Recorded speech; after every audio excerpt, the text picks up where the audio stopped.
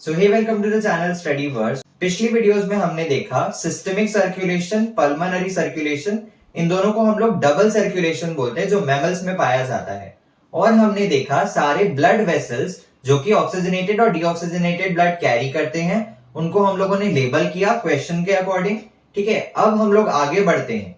ठीक है, पहले मैं आप लोग को आर्टरीज, आर्टीरियोल्स, वेन्स और वेन्यूल्स का एक छोटा सा डायग्राम बना के बताऊंगा, जिससे आपको क्लियर हो जाएगा कि वो कैसे एक दूसरे से डिफरेंट है और डिफरेंशिएट होके वो कैसे एक साथ जुड़े हुए हैं लेकिन अलग अलग ब्लड वेसल है।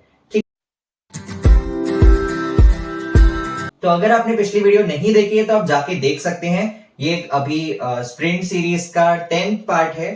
ठीक है, तो ये एक बेसिक डायग्राम है artery, arteriole, capillary network, venule और वेन्स का। तो सबसे पहले हम लोगों ने देखा कि ऑक्सीजनेटेड ब्लड जो है वो हार्ट से अयोटा में जाता है और अयोटा से कहां आता है? आर्टरीज में। ये हमारा आर्टरी है। आर्टरी से होते हुए वो आर्टीरियोल में जाता है। आर्टीरियोल से होते हुए, ये हम लोग ऑक्सीजनेटेड ब्लड की बात कर रहे हैं, आर्टीरियोल से होते हुए वो जाता है कैपिलरी नेटवर्क में। कैपिलरी नेटवर्क में क्या होता है? कैपिलरी नेटवर्क कहां प्रेजेंट है? ऑर्गन पे। ठीक है, ऑर्गन के ऊपर एक कैपिलरी नेटवर्क होता है। ठीक है, कैपिलरी नेटवर्क में क्या होता है? Exchange of gases and nutrients. ठीक है, फिर उसके बाद जो ब्लड यहाँ पे वेन्यूल में आ रहा है वो हमारा है डीऑक्सीजनेटेड ब्लड। वेन्यूल से होते हुए जाएगा वो वेन में, ये हमारा वेन है। वेन से वो जाएगा हार्ट में। ठीक है, हार्ट से पहले उस सुपीरियर वेने कावा, इंफीरियर वेने कावा। ठीक है, तो ये हमारा जाएगा डीऑक्सीजनेटेड ब्लड हार्ट में। तो ये एक बेसिक सा स्ट्रक्चर है जिसको आप लोग चाहे तो स्क्रीनशॉट ले सकते हैं। ये वैसे सिर्फ अंडरस्टैंडिंग के लिए है। ठीक है, नेक्स्ट हम लोग आगे बढ़ते हैं। डबल सर्कुलेशन में कुछ और भी इंपॉर्टेंट फैक्टर्स हैं या इंपॉर्टेंट सर्कुलेशन है जिसको हम लोग अभी देखेंगे। तो तीसरे नंबर पे आता है हमारा कोरोनरी सर्कुलेशन। अब कोरोनरी सर्कुलेशन में उतना ज्यादा जानने की जरूरत नहीं है, लेकिन ये बहुत ही ज्यादा इंपॉर्टेंट है क्योंकि ये नेम द फॉलोइंग या फिर वन वर्ड या फिर एमसीक्यू में पूछ सकता है। ठीक है, तो कोरोनरी सर्कुलेशन में क्या होता है? अब हार्ट जो है वो सारे ऑर्गन्स को ऑक्सीजनेटेड ब्लड सप्लाई करता है। ठीक है, जिससे हमारे सारे ऑर्गन्स जो है वो काम कर पाते हैं। हमारी बॉडी में सब जगह ब्लड वेसल्स है जो ऑक्सीजनेटेड ब्लड और डीऑक्सीजनेटेड ब्लड कैरी करती है और उसके वजह से ही हमारा बॉडी फंक्शन कर पाता है। अब हमें ये तो पता है कि हार्ट जो है वो खुद भी एक ऑर्गन है। ठीक है, हार्ट भी खुद एक ऑर्गन है। अब उसको भी काम करने के लिए, ब्लड को पंप करने के लिए खुद ब्लड की जरूरत होती है। ठीक है, हार्ट को फंक्शन करने के लिए हार्ट के जो मसल्स होते हैं, हार्ट मसल्स या हार्ट वॉल्स जिनको हम लोग बोलते हैं, ठीक है, उनको खुद भी ब्लड वेसल्स की जरूरत पड़ती है टू फंक्शन। और हार्ट का फंक्शन होता है हमारा ब्लड पंपिंग। ठीक है, pumping of blood. Coronary circulation यहीं पे काम आता है। ऐसे ब्लड वेसल्स जो हार्ट वॉल्स में हार्ट को ब्लड प्रोवाइड करते हैं उनको हम लोग बोलते हैं कोरोनरी आर्टरी। Coronary artery. ठीक है, कोरोनरी सर्कुलेशन हमने पढ़ा था ऑक्सीजनेटेड ब्लड, जो भी ब्लड वेसल सर्कुलेट करेगा उसका नाम हम लोग आर्टरी रख देंगे। तो फिर ऐसा ब्लड वेसल जो हार्ट के वॉल्स में प्रेजेंट है या हार्ट मसल में प्रेजेंट है उनको हम लोग बोलते हैं कोरोनरी आर्टरी।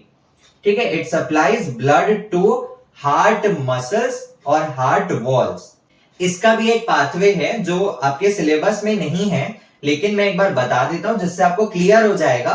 ठीक है, तो इसका पाथवे होता है। ठीक है, तो ऑब्वियसली इसके पाथवे में भी क्या होगा? ऑक्सीजनेटेड ब्लड जो है वो हार्ट वॉल्स तक पहुंचेगा और फिर हार्ट वॉल्स से एक और निकलेगा कोरोनरी वेन्स। कोरोनरी वेन्स हमने पढ़ा था डीऑक्सीजनेटेड ब्लड वेसल जो कैरी करेगा उसको हम लोग वेन्स बोलेंगे। तो यहाँ पे कोरोनरी वेन्स, कोरोनरी वेन्स जो है वो डीऑक्सीजनेटेड ब्लड कहां पे जाके होता है, कहां पे जाके पोर होता है? राइट ऑरिकल या राइट एट्रियम में। तो इसका पाथवे यही है, एओर्टा से ऑक्सीजनेटेड ब्लड कोरोनरी आर्टरी में जाएगा। कोरोनरी आर्टरी जो है वो हार्ट वॉल्स में फैल जाएगा या हार्ट वॉल्स में जाके एक नेटवर्क बनाएगा। ठीक है, हार्ट वॉल्स या फिर हार्ट मसल। फिर हार्ट वहां से आके कोरोनरी वेन्स जो है, कोरोनरी वेन्स जो है वो डीऑक्सीजनेटेड ब्लड ले जाएगा राइट एट्रियम में। ये इसका कोरोनरी सर्कुलेशन का पाथवे। ठीक है, नेक्स्ट हमारा आता है पोर्टल सिस्टम। पहले हमने कहां देखा था पोर्टल वर्ड, कहां देखा था हमने? डायग्राम में। क्वेश्चन में जो 5th नंबर का लेबल करने का दिया हुआ है, 5th नंबर जो दिया हुआ है हेपेटिक पोर्टल वेन, वहां पे पोर्टल वर्ड आया था। हेपेटिक पोर्टल वेन जो कि स्मॉल इंटेस्टाइन से लिवर को कनेक्ट करता है, ठीक है, वो ब्लड वेसल को हमने बोला था हेपेटिक पोर्टल वेन। तो अब पोर्टल सिस्टम होता क्या है? पोर्टल सिस्टम के अंदर ही आता है हेपेटिक पोर्टल वेन, और एक और टाइप का आता है हाइपोफाइसियल पोर्टल सिस्टम या फिर हाइपोफाइसियल पोर्टल वेन, ठीक है। तो अब हम लोग देखते हैं पोर्टल सिस्टम होता क्या है, ठीक है। पोर्टल सिस्टम का मतलब होता है it does not transport blood directly from one organ to heart, ठीक है। ये हमने अभी तक क्या देखा, सारे ऑर्गन्स हैं, वहां पे कैपिलरी नेटवर्क प्रेजेंट होता है जहां पे ऑक्सीजनेटेड ब्लड आता है, एक्सचेंज ऑफ गैसेस और न्यूट्रिएंट्स होता है, फिर डीऑक्सीजनेटेड ब्लड जाता है सीधा हार्ट में, ठीक है। लेकिन पोर्टल सिस्टम में क्या होता है, एक ऑर्गन से दूसरे ऑर्गन में जाता है, ठीक है। जो भी ब्लड है उसने कुछ न्यूट्रिएंट जो है वहां पे एक्सचेंज किए एक ऑर्गन में, फिर वही ब्लड जो है वो डीऑक्सीजनेटेड अभी नहीं हुआ है, ठीक है, पूरी तरीके से डीऑक्सीजनेटेड ब्लड नहीं बना है, वो दूसरे ऑर्गन में जाता है, फिर वहां पे एक्सचेंज ऑफ न्यूट्रिएंट्स होते हैं और उसके बाद डीऑक्सीजनेटेड ब्लड कैरी होता है टू द हार्ट। तो पोर्टल सिस्टम में हम लोग क्या लिखेंगे, does not transport blood directly from an organ to heart, ठीक है। Does not transport blood from an organ to heart, ठीक है। does not transport blood from an organ to heart, does not directly, ठीक है, directly word important है, does not directly transport blood from an organ to heart, ठीक है। तो portal system में capillary network जो है, capillary network is connected from one organ to the other, ठीक है। It forms capillary network from one organ to other, और उसके बाद जो है वो डीऑक्सीजनेटेड ब्लड जो है वो कहां ट्रांसफर होता है, टू द हार्ट। तो पोर्टल सिस्टम के अंदर अब हम लोग दो टाइप्स पढ़ेंगे। पहला होता है हेपेटिक पोर्टल वेन या हेपेटिक पोर्टल सिस्टम, ठीक है। पहला होता है हेपेटिक। तो हमने जो लिवर और स्मॉल इंटेस्टाइन वाला केस देखा था वो हमारा हेपेटिक में आएगा, ठीक है। और एक और हाइपोफिशियल होता है, उसको भी हम लोग हेपेटिक हम लोग देखते हैं। हेपेटिक में क्या हो रहा है, ठीक है। तो हेपेटिक पोर्टल सिस्टम में क्या होगा, हेपेटिक पोर्टल सिस्टम में होता है स्मॉल इंटेस्टाइन, ठीक है। जो ऑक्सीजनेटेड ब्लड है वो स्मॉल इंटेस्टाइन में आएगा थ्रू इंटेस्टाइनल आर्टरी, फिर स्मॉल इंटेस्टाइन से ऑक्सीजनेटेड ब्लड, ठीक है, स्मॉल इंटेस्टाइन में थोड़ा बहुत जो भी न्यूट्रिएंट्स है वो एक्सचेंज हुआ होगा, लेकिन वो पूरी तरीके से डीऑक्सीजनेटेड ब्लड में कन्वर्ट नहीं होगा। स्मॉल इंटेस्टाइन से थ्रू कैपिलरी नेटवर्क के जरिए ही वो जाएगा हेपेटिक पोर्टल वेन में, ठीक है। स्मॉल इंटेस्टाइन से जो कैपिलरी नेटवर्क है, स्मॉल इंटेस्टाइन में जो कैपिलरी नेटवर्क मैंने बताया था, वो कैपिलरी नेटवर्क लिवर के कैपिलरी नेटवर्क से जुड़ा हुआ होगा। वो किसके जरिए जुड़ा होगा, थ्रू हेपेटिक पोर्टल वेन, ठीक है। हेपेटिक पोर्टल वेन जो है वो capillary network of small intestine को कनेक्ट करता है to the capillary network of liver, ठीक है। उसको हम लोग हेपेटिक पोर्टल वेन बोलते हैं। अब यहां पे क्या बात हो रही है, स्मॉल इंटेस्टाइन से जाएगा हेपेटिक पोर्टल वेन में। हेपेटिक पोर्टल वेन में जो ब्लड है वो कैसा है, blood containing sugar and other nutrients. Hepatic small intestine से निकल के हेपेटिक पोर्टल वेन से जो लिवर में ब्लड जा रहा है वो कैसा है, इट कंटेन शुगर और जो भी अदर न्यूट्रिएंट्स है वो उसमें होंगे, ठीक है। अभी तक वो डीऑक्सीजनेटेड ब्लड नहीं बना है। अब हेपेटिक पोर्टल वेन से वो ब्लड जाएगा लिवर में। अब लिवर में जाने के बाद वो ब्लड जो है वो शुगर और न्यूट्रिएंट्स को लिवर में डिपॉजिट कर देगा। एंड हमने पढ़ा है लिवर में क्या स्टोर होता है, लिवर में स्टोर होता है ग्लाइकोजन। तो ये शुगर जो है it is stored in the form of glycogen in the liver, ठीक है। उसको हम लोग कनेक्ट कर सकते हैं, ठीक है। तो ये नॉर्मल सा यहाँ पे बता रहा है। तो यहां पे ही जो ब्लड है वो क्या करेगा, शुगर और जो भी अदर न्यूट्रिएंट्स है वो जो है वो डिपॉजिट कर देगा। डिपॉजिट मतलब जमा कर देगा लिवर में, ठीक है। उसके बाद लिवर से जो ब्लड निकलेगा ठीक है, लिवर के ब्लड निकलेगा, मतलब ब्लड जो है वो सर्कुलेट होगा। ठीक है, लिवर से जो सर्कुलेट होगा ब्लड, वो हमारा डीऑक्सीजनेटेड ब्लड होगा, क्योंकि उसने न्यूट्रिएंट्स और शुगर तो डिपॉजिट कर दिए। अब वो डीऑक्सीजनेटेड ब्लड जाएगा हेपेटिक वेन में। हेपेटिक वेन क्या है? हेपेटिक वेन नॉर्मल जो लिवर से हमारा डीऑक्सीजनेटेड ब्लड कैरी करेगा, ब्लड वेसल, उसको हम लोग हेपेटिक वेन बोलेंगे। ठीक है, तो लिवर से जाएगा हेपेटिक वेन में। हेपेटिक वेन कहां जाके मिलेगा? सुपीरियर या फिर इंफीरियर, नहीं यहाँ पे सुपीरियर नहीं आएगा, सॉरी, क्योंकि लोअर रीजन में हमारा लिवर, तो इंफीरियर वेना कावा, तो हेपेटिक वेन से जाएगा इंफीरियर वेना कावा में। तो ये हमारा हेपेटिक पोर्टल सिस्टम हो गया।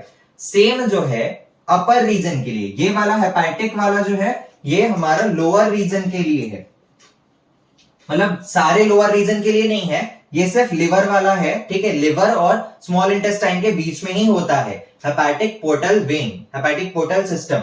ठीक है, तो ये मैं यहाँ पे बता दे रहा हूं कि ये लोअर वाला है करके, इंफीरियर वेना कावा मैंने बताया, तो ये लोअर रीजन वाला हो रहा है।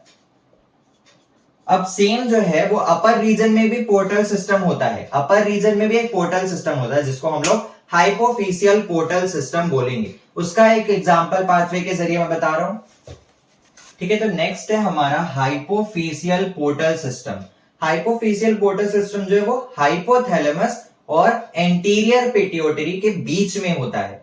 ठीक है, कैपिलरी नेटवर्क ऑफ हाइपोथैलेमस। ठीक है, मैंने बताया हर ऑर्गन, हर स्ट्रक्चर में कैपिलरी नेटवर्क होगा जिसके जरिए ऑक्सीजनेटेड ब्लड पहुंचता है और डीऑक्सीजनेटेड ब्लड वो कैरी करके हार्ट तक पहुंचाता है। तो कैपिलरी नेटवर्क ऑफ हाइपोथैलेमस जो है वो कनेक्टेड होगा to the capillary network of anterior pituitary through the hypophyseal portal vein. ठीक है, तो कैपिलरी नेटवर्क इन हाइपोथैलेमस, वहां से जो ब्लड है वो जाएगा हाइपोफिशियल पोर्टल वेन में।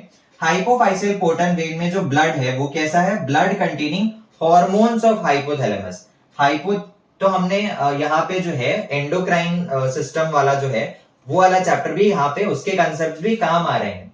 तो हमने देखा है एंडोक्राइन ग्लैंड्स कौन से होते हैं? एंडोक्राइन ग्लैंड जो है वो हार्मोन सिक्रीट करते हैं in the blood, directly into the blood. ठीक है, endocrine glands secrete hormones which are secreted directly into the blood.